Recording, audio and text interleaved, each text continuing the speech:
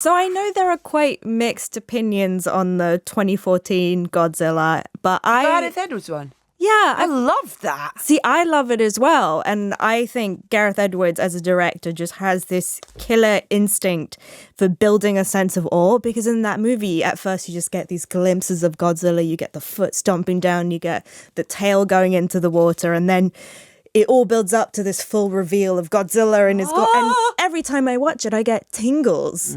He's like, a great I don't know filmmaker. why, but it just gives me tingles to see Godzilla.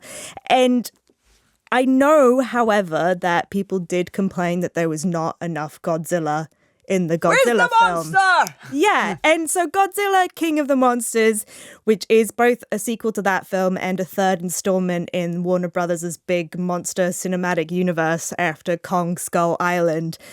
But this definitely addresses those criticisms. There is definitely more Godzilla. There's a lot of monsters. There's a lot of Godzilla. There's also lots of other monsters from the original Japanese franchise. So you've got Mothra and Rodan and King Ghidorah. Sounds like a Pokemon film.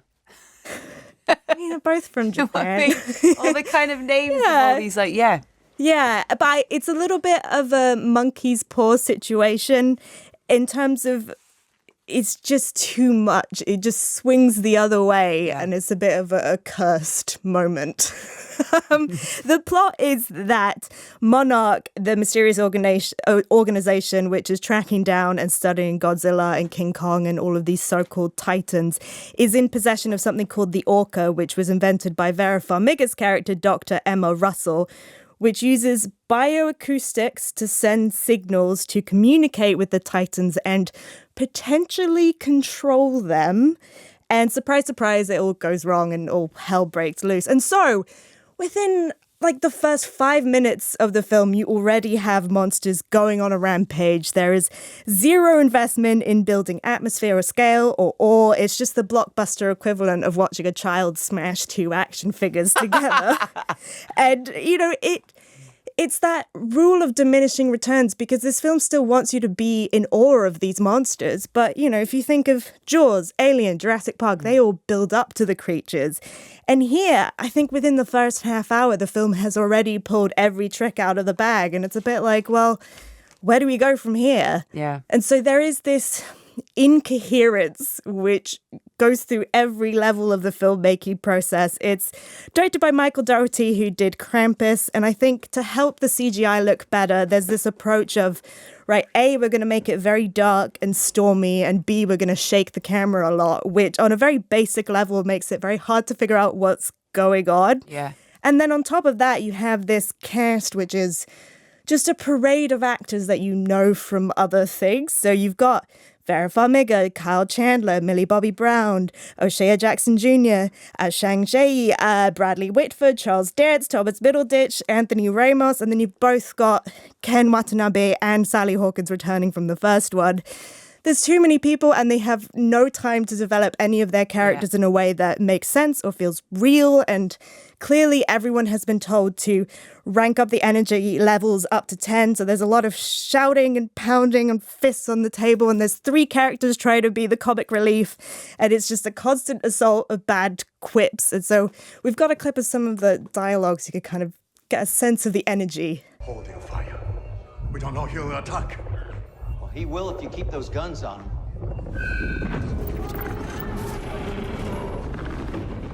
Let him know we're not a threat.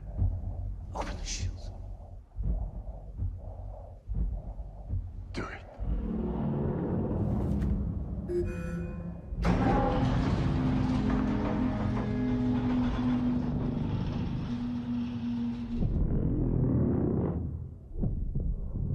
What's with the light show? It's an intimidation display. Consider us very intimidated. There's almost too many characters as well as too many monsters. Yeah, it's just too much. And to be honest, that's actually the quietest they are in the entire film. It was probably a bad example, but just trust me, they're very loud in this film.